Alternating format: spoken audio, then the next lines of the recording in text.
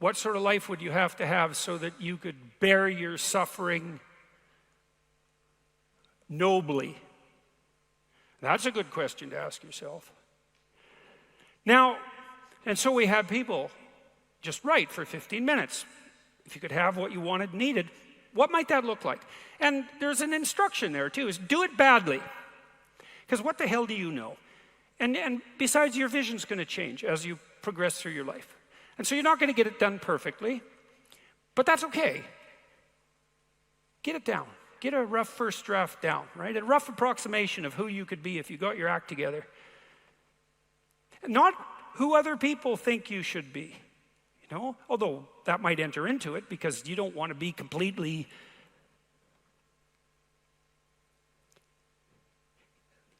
You can't be who you are properly and ignore the fact that you're embedded in a social context. And so you have to take the fact that there are other people into account. And it doesn't mean be who your parents think you should be either, even though that's another source of information that you might want to consider. It's a deeper question. It's like, what would actually motivate you?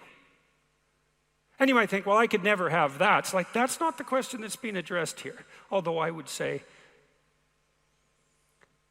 there's no sense floating off into some kind of impossible juvenile fantasy. And we're making an assumption that you're taking the question seriously and that you're going to remain within the bounds of what you regard as sanely reasonable. So that's the first part. Second part was the opposite of that. It's like, okay, now you've specified a goal. Right? The goal is, in some sense, both your character and your life. And you've specified that rather vaguely. You only had 15 minutes to write about it. And that's a good thing because now you have something to move toward. Now, I could tell you this technically. This is an interesting thing to know. People say they want to be happy. That's not true, by the way. If you investigate what people mean when they say they want to be happy, they say, I just want to be happy. It's a very funny phrase. It's, what do you mean, just? Like, there isn't anything harder than that. So you can't just say that's all you want. You just want to be happy all the time. That's all it would take. It's like, good luck with that. That's not going to happen. So you can get rid of the just. And then, I want to be happy. Well, maybe. Actually, what people really mean when they say that is they don't want to suffer and be miserable. So really what they mean is they don't want to experience excess negative emotion. And you can find that out if you carefully question people and carefully analyze the answers. You find out they're actually more concerned about avoiding the catastrophic negative than living in a world of hedonistic delight. Now, you also find that while avoiding the catastrophic tragedy, they wouldn't mind having a little bit of hedonistic delight. And so some happiness is interleaved in there. Then you might ask yourself, to the degree that people do want hedonistic delight when they're being happy, what does happy mean? And you might think, well, happy means getting what you want. Happy is how you feel after Christmas dinner. It's like, no, that's asleep. Right? That's content and asleep. Now, that's a form of contentment. But it isn't really what people mean when they say that they want to be happy. The happiness that people refer to when they talk about happiness has more to do with enthusiasm. And enthusiasm is an interesting word because it means it's entheos. It means to be inspired. Inspired is in spirit. It means to be imbued with the Spirit. Well, enthusiastic is to be imbued with the Spirit of God, interestingly enough. And we'll return to that. When do you experience the positive emotion that's associated with happiness? The answer is, not when you've attained a goal, but when you're pursuing one. So you're set up, your positive emotion is associated with movement forward. You could say that your positive emotion is the psychological equivalent of forward movement, just as your negative emotion is the psychological equivalent of freezing or retreating. And so your emotions are very tightly tied to your action. Freeze, retreat, negative. Advance towards a goal, positive. No goal, no positive emotion.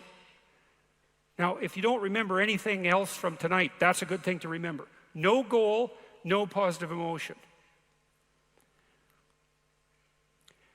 A corollary of that as well is no goal, confusion. So no goal not only means no positive emotion, it also means confusion, and confusion means anxiety and dread. And so a life without a goal is confusing and hopeless. And that begs a question, well, what should the goal be? And that's partly what we're trying to establish. You wrote for 15 minutes, you try to develop a vision for your life. Now you have something to move toward. That sets up the precondition for potential positive emotion and happiness. What else do you need to motivate you? Well, how about negative emotion? So what do you do with that? Well, negative emotion can stop you. You might think, well, I'd like to get a better job, but I'm afraid of putting myself out in the job market. I'm afraid of being evaluated. I'm afraid that if I tried something more difficult, I might fail. Then you have your negative emotion opposing you, right? It's anxiety is stopping you. And fair enough, because there are things to be anxious about. But what if you could get your negative emotion behind you, pushing you instead of stopping you? Sometimes in my clinical practice, I would have clients who hated their job. They're laboring under the thumb of a tyrant. And maybe that was partly because they'd turned themselves into slaves. But it didn't matter. They were laboring under the thumb of a tyrant. And they needed to make a move, laterally or up. They needed to make a move. And they were often afraid to. And they had their reasons. They didn't want to contemplate their resumes. They didn't want to open up their CVs. They didn't want to face the inadequacies of their past. They were afraid of being evaluated. They were afraid of being rejected. They didn't know how to negotiate. They didn't know how to conduct themselves in an interview. They were afraid of losing the security they'd already built up. They had their fears, and they were real, and those fears stopped them. But they'd come to me and say, oh my God, I'm so miserable. My life is so miserable. And we'd take that apart. And one of the reasons was because they were laboring under the thumb of a tyrant. And then we'd talk that through. And they'd say, well, I'm afraid to make a change. And I'd say, well, that's okay. That's understandable. How afraid are you of not making a change? Let's make a little vision of that. You're 35, you hate your job. What's the consequence? You're not motivated. You don't want to get out of bed in the morning. You're starting to get depressed. You're getting bitter. You're getting resentful. You're getting cynical. You're amotivated at work. You're not doing a very good job. And you're starting to shrink. Now play that out for 10 years. You don't change it. You don't fix it. And what happens? Well, it's not like it's going to get better of its own accord. What's going to happen to you? Well, for sure, at minimum, what's going to happen to you is you're going to be in the same situation, but 10 years older. And if you can't get out of that situation now, what the hell makes you think you're going to get out of it in 10 years? You're 10 years older, you're 10 years more bitter, you're 10 years more cynical. Maybe by that time your marriage has collapsed because who the hell wants to live with you? You're even more of a slave than you were because you've labored another 10 years under the thumb of the tyrant and stepped backwards every time you were asked to, so you got smaller and smaller as the tyrant got bigger and bigger. It's like, think about that, and that means imagine it. Imagine that, okay? Now that's the situation.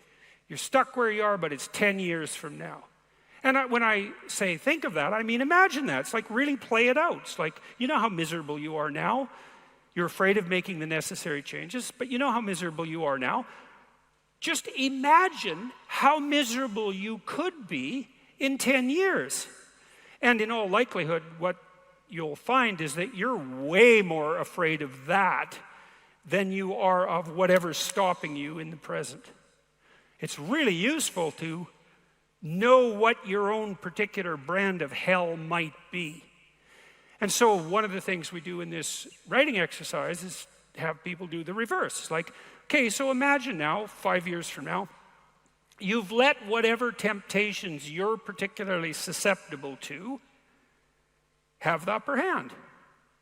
And they've augured you into the ground.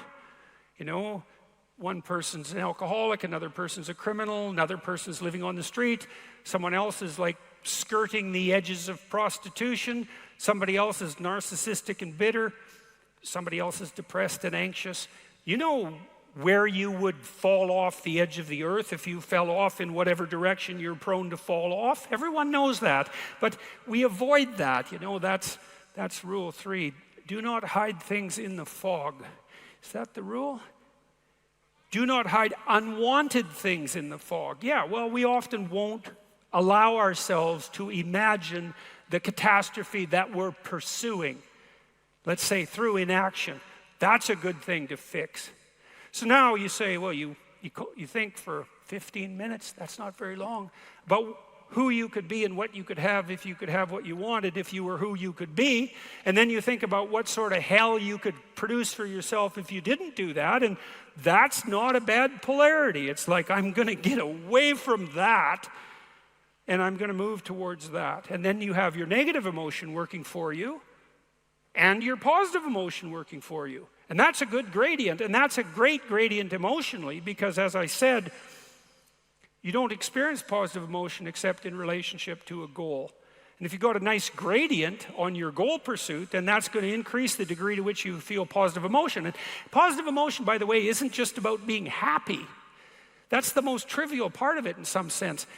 Positive emotion allows you to focus. It's the soul of concentration. It's the essence of enthusiastic motivation. When you say, I really want to do that, that statement is predicated on the existence of positive emotion. It's the fact that the goal beckons to you that makes you say, I want to do that. And you know how much easier it is to do something you want to do than to do something you don't want to do. And that ease is actually a consequence of the activation of the system that governs positive emotion. And you might ask yourself, well, how powerful a system is that? And I would say, well, almost all of the drugs of abuse that people are most prone to abusing are abused because they activate the positive emotion system. So cocaine, methamphetamine, heroin is also a painkiller, but it has a psychomotor stimulant element. That's the technical term for the pharmacological effect of pharmacological agents on the positive emotion system. Psychomotor stimulation, psychomotor because it's associated with movement forward. And cocaine is such a powerful drug because it makes you feel like you're doing something worthwhile. That's the system it hyperactivates. And so it's a primary system of motivation. It's as old as forward movement itself. It's a cardinal source of meaning. And it only manifests itself in relationship to a goal.